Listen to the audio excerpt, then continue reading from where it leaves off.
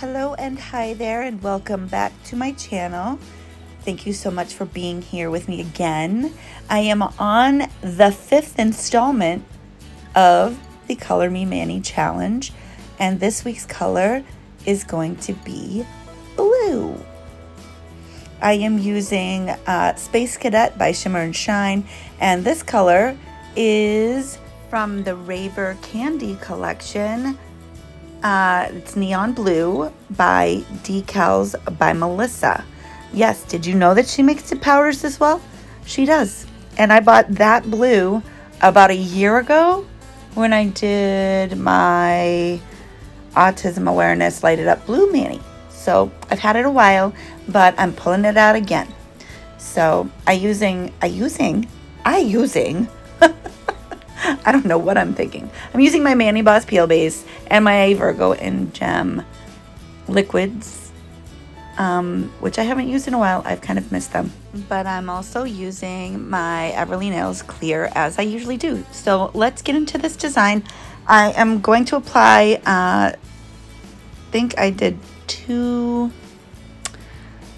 layers of the Mani Boss Peel Base, but I'm only going to show you one layer applied because, you know, time. My videos tend to run a bit long, so I'm trying to save a little bit of time here. But I thought, you know, since I did upload a video recently of how I like to, or how I pop off my peelies when I'm ready to change my mani, that I would show you how I apply my peel base. So yeah, I am going to finish that up, and then what I'm going to do is let my peel base dry, and then I'm going to apply a thin layer of my base coat and let that dry, and I'm going to tell you why I do that. Mani Boss Peel Base in particular really makes the base liquid dry quickly. So I think I mentioned this in previous uploads before, but it really does. Mani Boss really, it's not a bad peel base. It works really, really well. However, it does speed up the drying process for your base liquid. So what I do is I apply a base layer, let it dry, and then I proceed with my regular dip process, and it all works out just fine. The design I'm going to do today is going to be a color block. I'm going to mostly dip in the solid blue called Neon Blue by Decals by Melissa. But the color block I'm going to do with Space Cadet, and I'm going to do an accent nail on my ring finger of a full dip in Space Cadet because it's such a really pretty, beautiful, gorgeous, glittery, foily dip powder. I like it a lot. So that's what we're gonna do. So feel free to hang out, chill, watch, relax, grab a drink, grab a snack. We're gonna dip in the solid blue color first, and then we're gonna do the Space Cadet nail, and then we'll get into some color blocking. So I'm gonna stop talking now, and I will see you when I come back for the color block. Oh, and before I run away, I'm going to mention that in the last couple of videos, I have been kind of doing the pour over method, and that is because the pink that I used last time and this blue color are both fairly staining. They do leave a residue of color on your skin and underneath your nails if you dip. So even though I still have to kind of do some cleanup at the end, and you'll see what I mean. This blue, I just decided that instead of dipping my whole finger in it, that I would do the pour over method, because that way I at least don't get it underneath my nails and make them like blue. It gets a little messy, but I just find that this works the best for dips that stain like that. Yeah, so all right, now I'm gonna run away. Bye.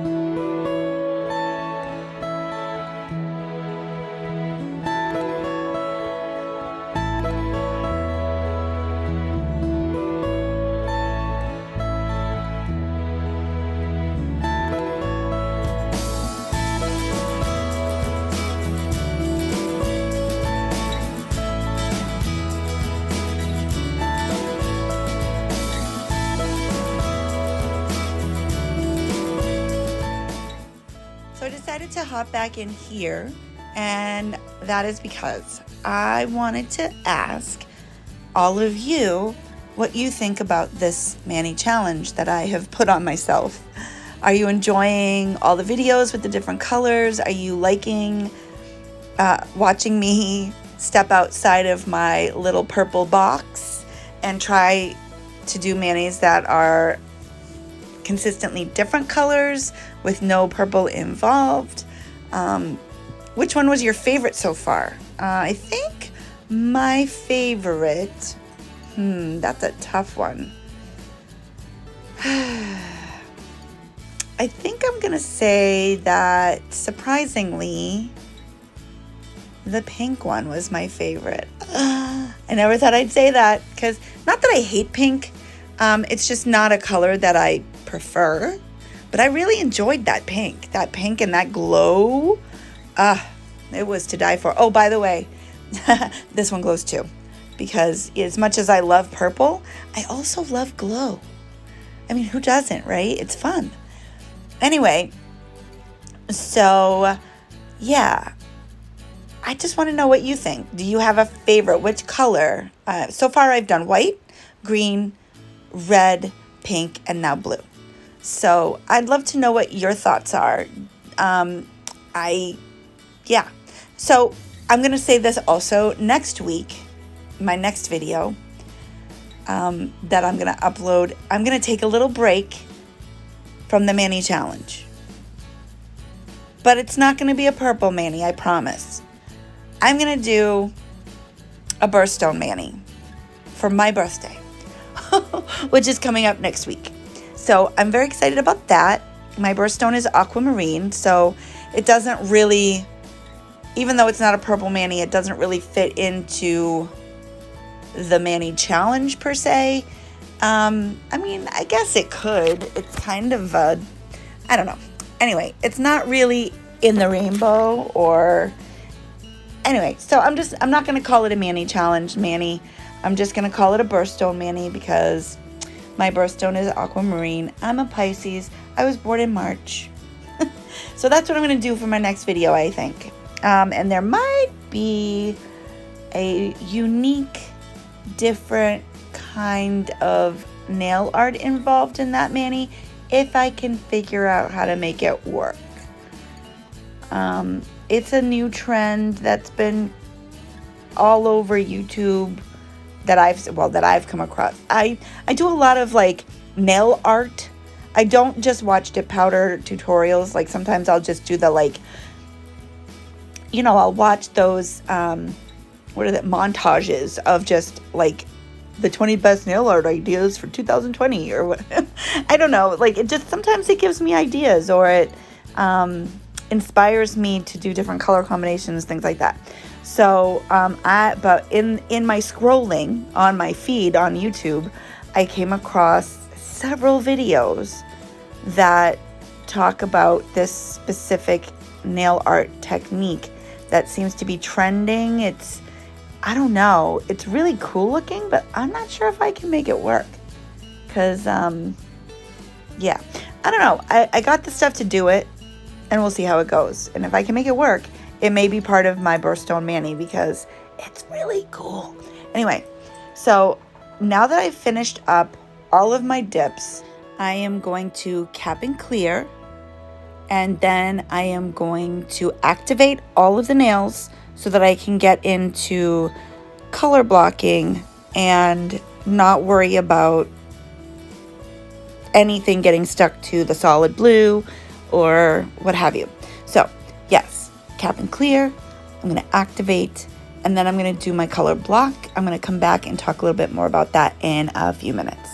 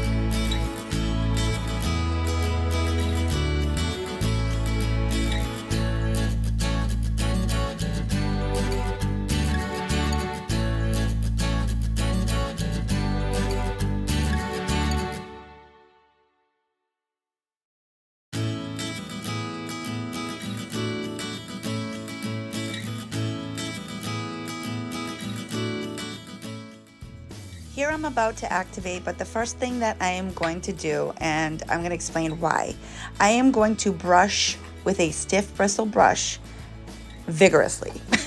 Vigorously brushing, scrubbing really hard with this nail brush, and I'll tell you why. There are several things that I do to ensure that I don't have any cloudiness or speckling in my clear dip when I encapsulate. And the first thing that I do is I usually take my finger right after I dip and I press down on the clear dip powder. And I press the clear dip powder to make sure that the application is even, right? Then after I've dipped all my nails and I've pressed down on all my nails and everything is dry, then I take the stiff bristle brush and I scrub. I've never had an issue with cloudiness or spotty application with my clear when I do it that way. Okay, so here we go. We're going to get into the color blocking, and I'm using these vinyl stickers that are like a V shape kind of. And because I wanted the color block part to be a little bit thicker than that thin line, I'm going to use 2 stickers next to each other, and that gives me the perfect amount of space to do the color block that I was envisioning. So yeah, I'm going to do that, and I'll be back.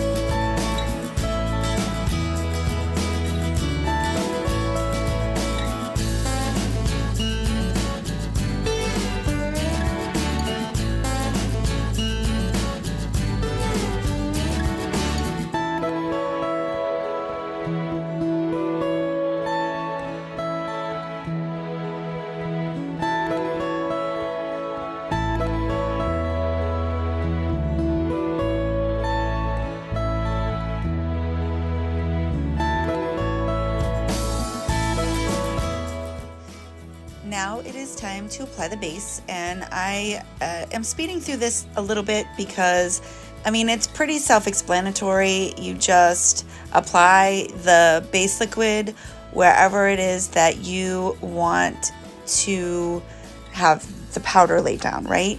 And then I just pour over, and I do 2 layers of this. But one thing I wanted to mention was when you wear peel base and you're doing a color block, there are a couple of things that you can do because when you're using tape or something sticky, you might be in danger of peeling up your peel base by accident, right? So you can do 2 things.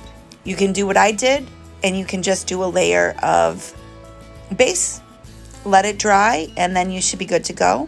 Another thing that you can do, although this might make your nail a little bit thicker than you like, is doing 1 dip of clear dip powder and then doing your color block. But I prefer the base liquid because once it's dry, it protects the peel base and it doesn't make your nail any thicker.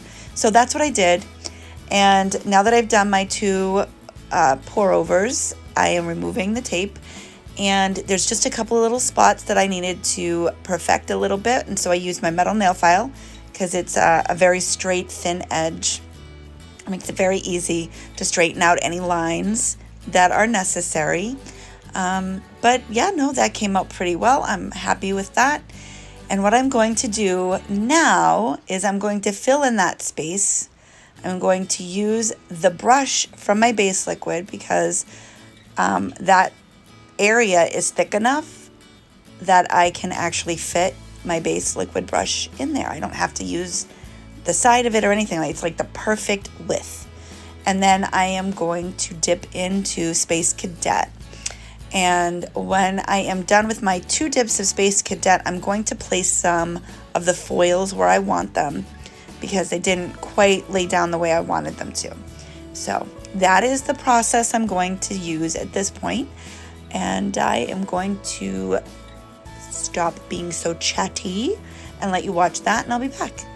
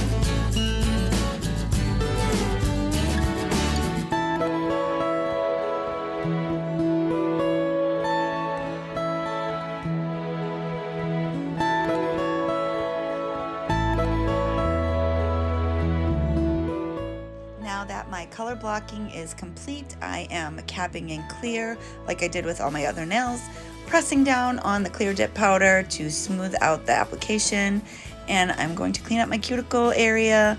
I'm going to brush off the excess clear vigorously, using that word a lot in this video, with the nail brush, and then I am going to activate everything up, and I'm going to file and buff off camera because this video is long enough. So, yep, I will be back after that's all done.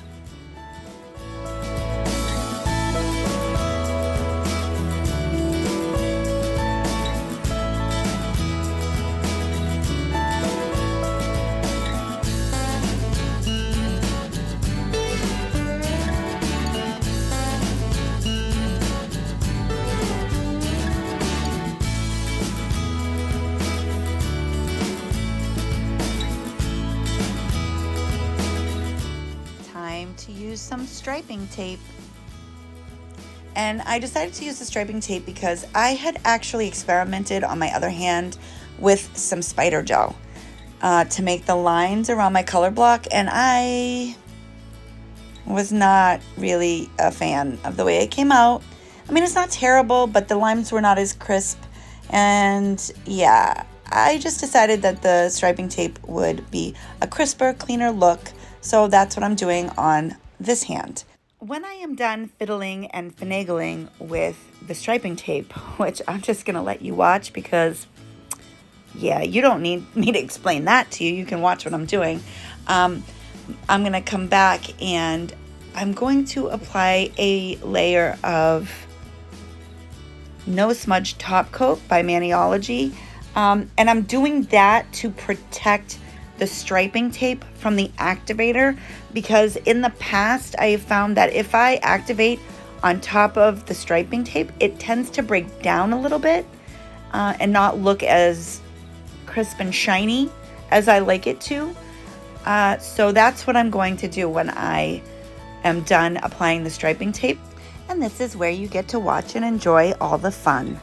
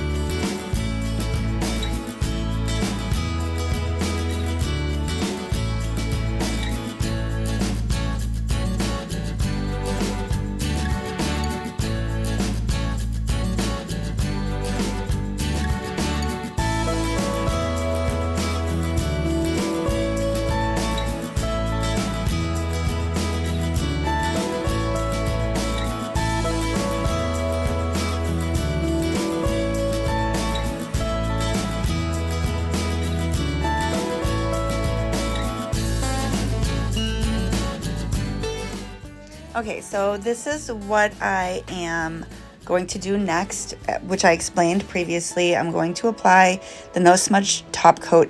Now, you might be able to apply a layer of base coat again to protect it, but I don't know. I really like the way that it worked with the No Smudge Top Coat, so that's what I'm going to do. It just protects the striping tape from the activator, because the activator, I don't know what is in the activator, but it does really affect the shiny finish of the striping tape. I'm not really sure why. Anyway, so now that I have done that, I am also going to, before I do my activation and my top coat, I'm going to add a couple of little, they're like metallic studs, I guess you'd call them. to the tip of the pointy part of my color block, alternating color. So on the blue striping tape, I'm going to put a silver stud, and on the silver striping tape, I'm going to put a blue stud, and I'm going to cure that. I'm using the diamond gel from Valentino, and I'm going to cure that in my lamp for 30 seconds, I think, and then I am going to activate and apply my top coat.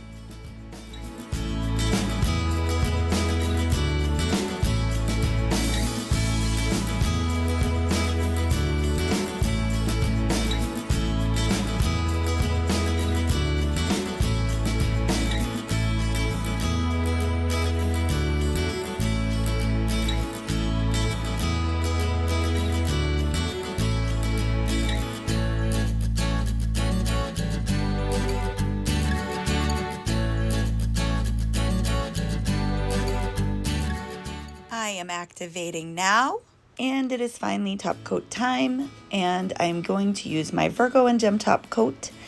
It is my absolute favorite. I have found no other that compares. I don't even like gel top coat as much as I like the Virgo and Gem top coat. I am not a gel user per se. I use it for nail art and stuff, but I really do prefer dip liquids, especially dip top coat, and I absolutely adore Virgo and Gem's top coat. It is beautiful and shiny, and I love the finish of it. And even though I keep trying other liquids, because I like to give other companies a chance too, my heart really is with Virgo and Gem, and I am so excited to be using it again with this mani. So I'm going to finish up the top coat, and we'll be back for final thoughts and some cuticle oil.